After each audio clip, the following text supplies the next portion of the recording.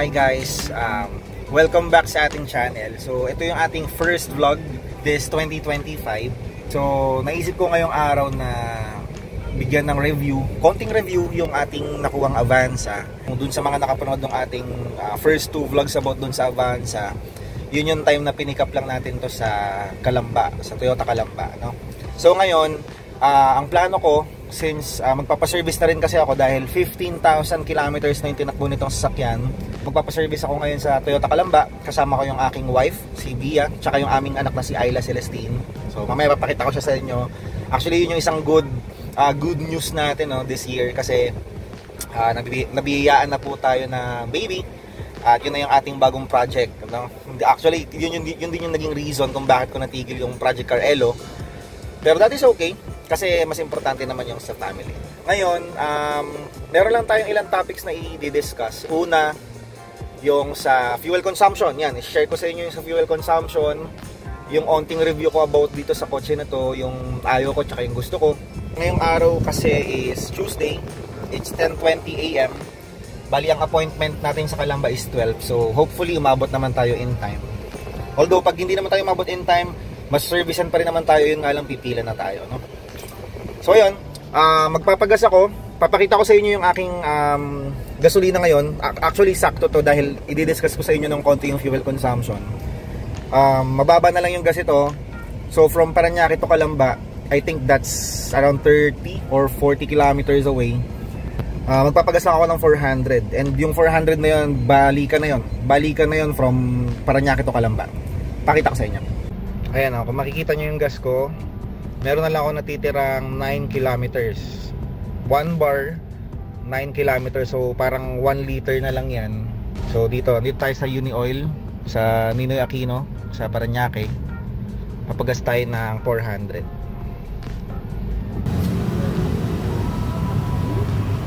So yan guys, tapos na tayo magpagas. After natin magpagas from 9 kilometers na natitira and 400 pesos, naging 95 kilometers na yung ating range. Okay? So ayun, pipikapin ko na lang yung aking mag-ina, tapos lalarga na kami pa Toyota Calamba.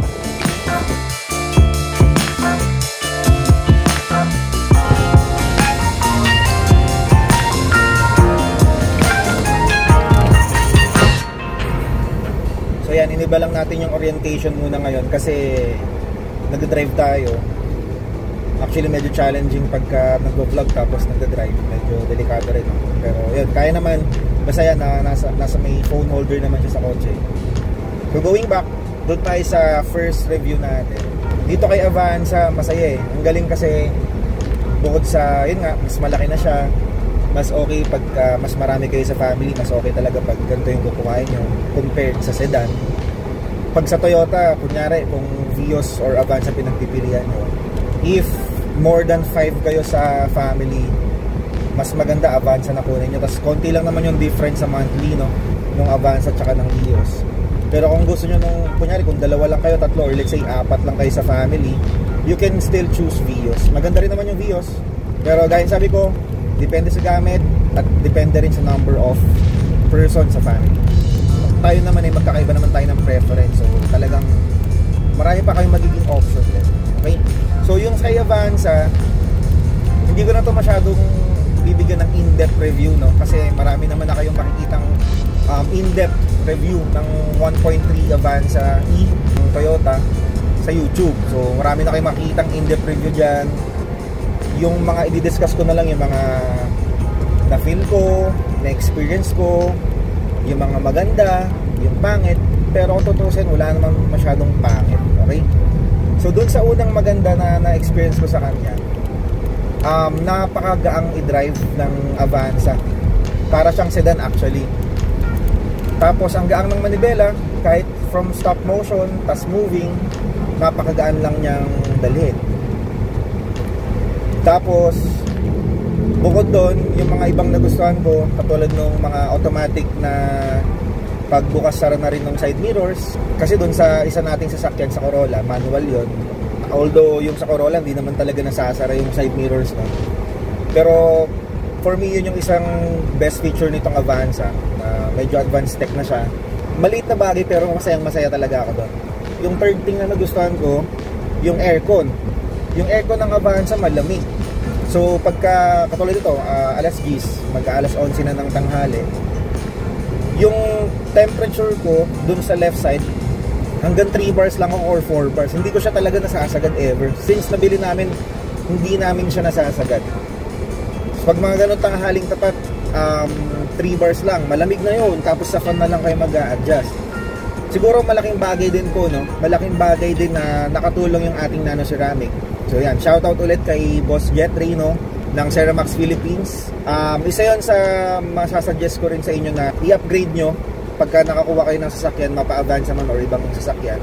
Patent kayo, better kung nano ceramic tint para at least yung heat rejection mataas. Hindi kayo ganun makukulob or maiinitan sa loob. And gaya ng ito kasing Avanza, kung mapapansin nyo dun sa previous vlog natin, na nano ceramic tint ko na siya na clear. So imagine clear tint to, pero kahit gantong tanghaling tapat hindi siya masakit sa balat, hindi siya mainit, actually malamig siya. And good thing about nano ceramic tint, palagi ko pa rin sinasabi, hindi ganun mahihirapan yung compressor nyong trumabaho kasi nare-reach nyo na agad yung lamig dahil hindi naman ganun pumapasok yung init galing sa labas. Okay? And syempre, pag the more na tumatakbo yung AC, tumatakbo naman yung fan, definitely hindi ganun tatrabaho si compressor. Bukod sa aircon, nagustuhan ko dito yung look. Yung look ng loob, maganda siya. And ma-appreciate mo yung luwag ni Avanza, no? Especially pag puno mo siyang gagamitin, maluwag talaga. Halos lahat po nang naisakay ko dito sa sasakyan namin, sinasabi nila parang SUV na rin yung Avanza, no? Kasi ang classification pa rin niya parang MPV. Pero pagka nakasakay kayo sa loob, para na rin kayong nakasakay sa isang SUV like Fortuner or Montero, mga ganon. Yun, yung isa yung nagustuhan ko, yung space, napakaganda, napakagilas ng space. Pwede mo pang gawing sofa yung middle seat. Pwede mo pang i-adjust yung middle seat. If example, may nakaupo sa likod, yun yung mga magaganda sa kanya. Isang bagay pa na maganda sa Avanza, guys, na nagustuhan namin is yung cup holder. So for example, puno yung sasakyan mo, tapos lahat kayo halos namili ng, let's say, burger fries with drinks sa McDo. Maganda kasi meron kayong cup holder. Meron cup holder sa driver, cup holder sa passenger side. Meron din cup holder sa middle seats, which is malolocate nyo sa pintuan left and right. At yung sa back seat, yung sa pinakalikod, meron din silang isang cup holder doon na makikita nyo sa gilid. So yun yung isang maganda, no? Sumunod dyan yung charger ports. So kay Avanza, kung sa ibang sasakyan merong isang charger port lang, or minsan maganda na kung swerte o kung may dalawa kang charger port, kay Avanza meron siyang 6, which is good also kasi yung location ng isang charger port is yung sa main monitor, yung sa pinaka screen nya. Pangalawa is yung dito nasa ilalim, sa ilalim ng AC panel, yan, makikita nyo dito, yan. Yun yung second. Pangatlo is yung nandito na nakalocate sa tabi ng handbrake, pero dito kailangan nyo ng adapter, which is makakabili naman kayo sa mall. That is 3. Yung pang-4 at pang-5, yun yung makikita nyo sa middle seat, sa may paanan nung sasakay sa gitna. At yung panghuli is yung nag-iisang port din na nasa likod. Gaya nung malapit sa handbrake, bibili din kayo ng adapter para masalpakan nyo siya ng charger. So ang galing, no? Ang daming charger port. So kung kunyari lahat kayo lowbat, naggagala kayo magtropa or family, and halos lahat lowbat, pwede kayo mag-charge lahat. And natry na namin yon, kaya naman ni Avanza ma-charge lahat. And good thing is mabilis din mag-charge yung mga charging ports ni Avanza. Isa pang nagustuhan ko kay Avanza is yung kanyang AC vent dito sa may gitnang side. Yan, kung makikita nyo dito, ayun o. Pero actually hindi siya AC, fan lang yan. Pero malaking bagay yan para magkaroon ng hangin, para mas mag-circulate na maayos yung hangin sa loob ng sasakyan. Meron siyang fan dito sa gitna na meron siyang 3 level. Pwede mong i-adjust yun from time to time. Tapos at the same time, itong mga fan na a-adjust din siya baba tsaka taas. So meron niyang 4. Yan yung isang kinagandahan. So hindi lang siya totally dependent dun sa fan sa harap. Meron din siya sa likod para at least yung mga sakay sa likod mahanginan din and hindi sila maiinitan masyado. Yung sa monitor naman ni Avanza, para sa akin okay lang, very basic lang talaga siya kasi radyo tapos Bluetooth lang siya. Pero ganun pa man, maganda rin kasi yung speakers ni Avanza, maganda rin. May i-adjust lang kayo or may i-tweak lang kayong konti dun sa audio setting, sa audio panel para mas maging high definition yung sound na maririnig nyo sa loob ng sasakyan. Yung sa akin, papakita ko rin sa inyo yung settings page, nakaset siya sa medium, yung parang quality. So from off, dati naka-off lang yon, ginawa kong medium lang para at least yung bass and treble medyo balance siya, medyo malakas na hindi ganoon kasakit sa tenga. So far guys, yung sa interior, yun lang yung makikita kong noticeable na maganda kay Avanza. Other than that, wala naman na masyado kasi yung iba makikita nyo na rin sa ibang sasakyan, no? Yung sa labas naman, talagang si Avanza pogi, no? Muscular talaga yung look niya. Dun sa headlight pala, ayan, sa headlight, for me enough na yung buga ng ilaw ng headlight ng Avanza. Nakukulangan lang ako dun sa fog light. Kasi may time na nagbagyo ako, so nabagyo ko na to.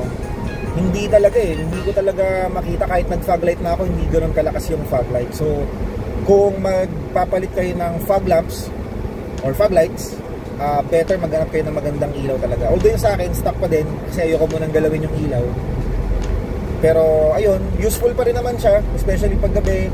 Makikita nyo lang talaga yung nasa pinakaharap-harap lang, pero yung pag medyo foggy or let's say umuulan, parang wala rin siyang gamit talaga. Pero okay naman, kailangan nyo lang i-upgrade para mas may utilize nyo yung paggamit ng fog light. Actually, yung sinabi kong pangit, hindi ako napangitan wala akong napapangitan, hindi naman ako nakukulangan din sa power niya. Especially nung nadala ko na to sa Baguio, puno rin yung sakay ko nun. Imagine nyo, 1.3 engine lang si Avanza. Pwede nyo rin actually gamitin yung manual mode ni Avanza. Very useful yun, especially pagka yung pupuntahan yung lugar is Matarik. Yan, magagamit nyo talaga siya. Proven and tested ko na yan kasi nadala ko na to sa Baguio, punong-puno yung sakay ko. And hindi naman ganun kahirap yung sasakyan, and kayang-kaya naman kaming itaas talaga. Kaya nga nagtataka ako dun sa ibang nagpo-post na parang grabing sobrang kupad, sobrang hirap ni Avanza. Siguro bumili na lang kayo ng sports car o kaya mga turbo diesel na sasakyan para hindi kayo kapusin, no? Pero for me, this is enough. Especially kung yung members nyo sa family is maliliit lang naman din. For me, this is enough. And of course, hindi naman kayo palaging pupunta sa mga spots or location na sobrang inclined. Mostly puro flat roads lang yan. Kaya for me, this is really enough. Wala naman na ako masyadong madidiscuss. Siguro sa fuel consumption, mas share ko sa inyo, based sa aking experience since everyday ko ginagamit si Avanza, ang average fuel consumption niya talaga is 10 kilometers per liter sa city driving. Yan yung traffic, yung bumper to bumper situation traffic. For me, nasusunod yun. Nakikita ko kasi lagi kong binabantayan yung range ng kilometrahe. Pag long ride naman, mas matipid yan, definitely. Ang kiniklaim ni Toyota, Avanza can go 15 kilometers per liter. Pero sa experience ko, I think may mga moments and time ako na humigit ako ng 15 kilometers per liter. Na sobrang tipid talaga niya, especially pag yung mga lugar na puro palusong. Yun, syempre hindi naman kayo masyadong magagas doon. Yun, aabot kayo ng 15. Siguro worst na yung 14 kilometers or 13 kilometers per liter na long ride. Pero for me, tipid pa din yun. Isipin nyo pa, MPV pa yung dala nyong sasakyan, hindi naman siya sedan. So tipid yun. So sa city driving, basta ang average nyo is 10 kilometers per liter. And pang long ride, isipin nyo na lang 14 kilometers or 15 kilometers per liter. Okay? Ayan o. Anong oras na guys? 10:55. Andito pa kami sa Parañaque, Lopez. So 12 yung appointment natin. So isang oras na lang. Hopefully abot naman tayo dahil mag-expressway naman tayo, no? Ayan si wifey. Bit-bit niya si Ayla kasi pinapadede. Pero meron kami nabili na ring car seat. Ayun, no? Pero dahil pinapadede niya, yun, bit-bit niya muna. Napaka-bet niyan ang anak ko na yan, no? Yan, express na kami. Maintaining speed lang natin 60 to 80 lang. Hanggang 80 lang max natin guys. Para safe lang kasi meron tayong batang kasama. Syempre, priority safety first, di ba? Tsaka para mas tipid yung gasoline, mas maganda, mas sakto lang yung takbo nyo. Basta yun, kaya Avanza, basta ang takbo nyo is 60 to 80, eco mode pa yan. Minsan 100 kph, naka eco mode pa din, nasa 1,300 to 1,500 rpm. Yan, eco mode pa din yon. Pag lumagpas kayo ng hundreds or medyo binibira nyo yung gasolina, mga 2,000 rpm, hindi na naka eco mode yon. Parang yun na yung standard konsumo na yon, hindi na siya fuel saving. So yan, para makatipid kayo kay Avanza, gantong takbuhan lang, 60, 80, tapos mga 1,200 to 1,300 rpm lang yung apak nyo sa gasolina. Definitely matipid yan. Okay, so ngayon nandito pa lang tayo, kaka-exit pa lang natin ng, kaka-entry pa lang natin ng sukat. Nasa 81 kilometers na lang yung natitira. Okay,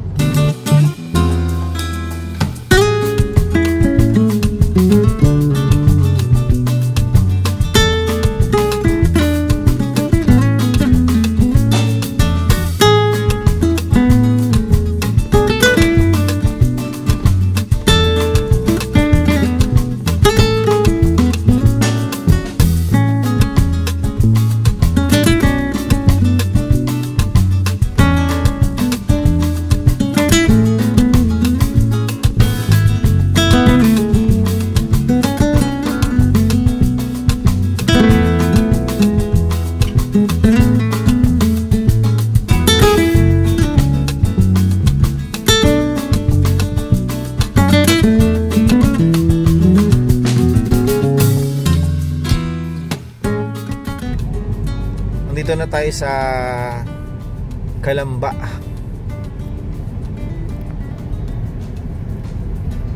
Ito na yung casa agad, oh. Sobrang lapit lang sa exit point from SLEX.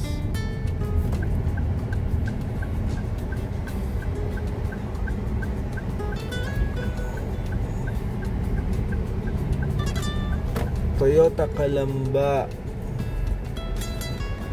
Service po, may appointment po. Saan po? Basta katabi na ako po, sir. Kaway ka sa vlog, sir.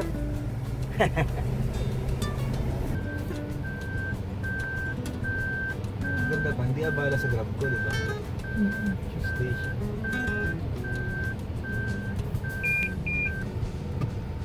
Labas lang muna natin yung stroller ni Ayla. Tapos ito yung sa pin niya. Baba na ikaw dyan, naknak. Apa? Ay, latak, andak ang buwit. Hala. Hala. Hala.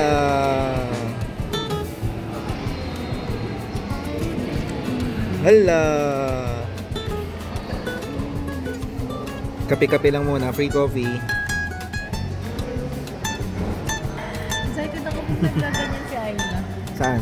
Nagkaganyan. Oo.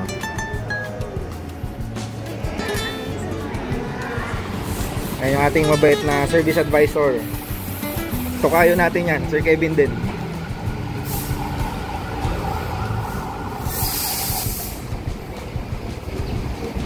So yan, chinecheck ni Sir Kevs yung sasakyan. Yan, kung may mga tama, ganyan, para safe din sa part nila.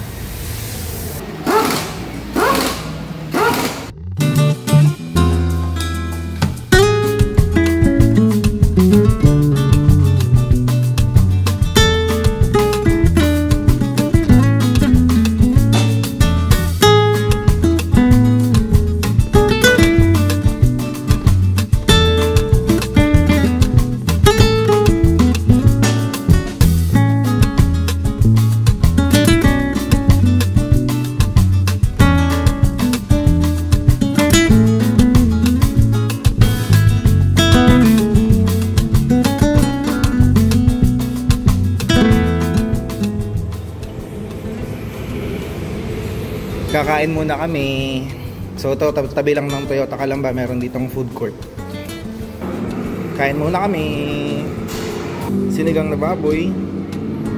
Tignan nyo naman yung rice ko. Wala kasi tayong breakfast kaya ganyan.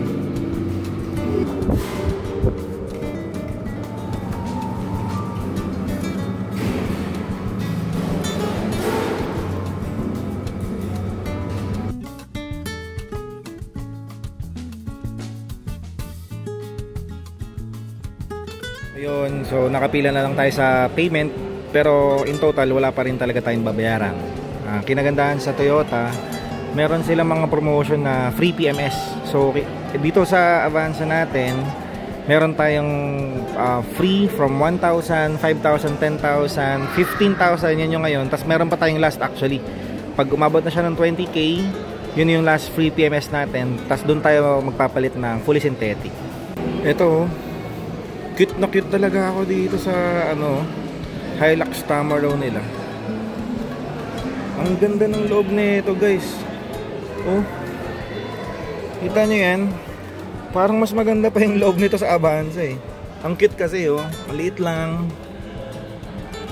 Kasi nyo yung panel oh, very basic panel din. Pero ang ganda oh, ang ganda ng dashboard nyo. Ang angas. Napakasimple lang din ng side doors oh. Nilagayan siya dito. Oh. Ito talaga ang cute eh, oh, ang ganda eh. Angas. Ano pang business, guys. Okay na, clear na tayo sa cashier. Naantay ko na lang Sir Kebs. Tok na yan eh.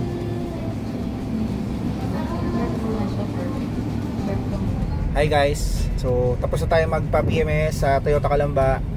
Bali ngayon, pauwi na tayo ng Parañaque ulit. Kita nyo sa aking gas, meron tayo natitirang 52 kilometers.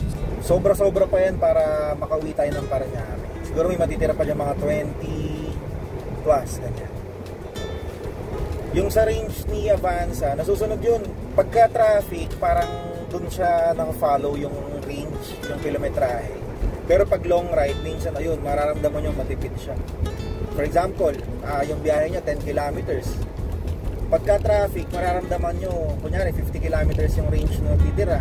Pag traffic, tas 10 kilometers yung pupuntahan nyo, yung layo, mararamdaman, makikita nyo dun sa range, magbabago siya mga around 40s, ganyan. So parang doon pa lang accurate siya, no, yung range. Pagka kunwari naman, long ride naman kayo, no. For example, ang range ng distance na pupuntahan nyo is 30 kilometers. Tapos meron kayo natitirang 50 kilometers. Minsan, mangyayari dyan, especially pag long ride yung walang traffic, ang mababawas lang sa inyo dun sa 30 kilometers na range, minsan magiging parang 20 lang yung nabawas. So from 50 magiging may 30 range, may 30 kilometers pa kayo na range, parang ganun. So okay din, doon ko man nasabi na tipid talaga din si Avanza. So yun, sa ngayon yun lang muna. Kung meron kayong mga suggestions, recommendations na ma-vlog or ma-review o may gusto kayong malaman sa Avanza, i-comment nyo lang dyan sa baba para magawa natin ng vlog, no? So yun lang, ngayon pauwi na kami. Kita-kitsa lang tayo sa next vlog. Thank you!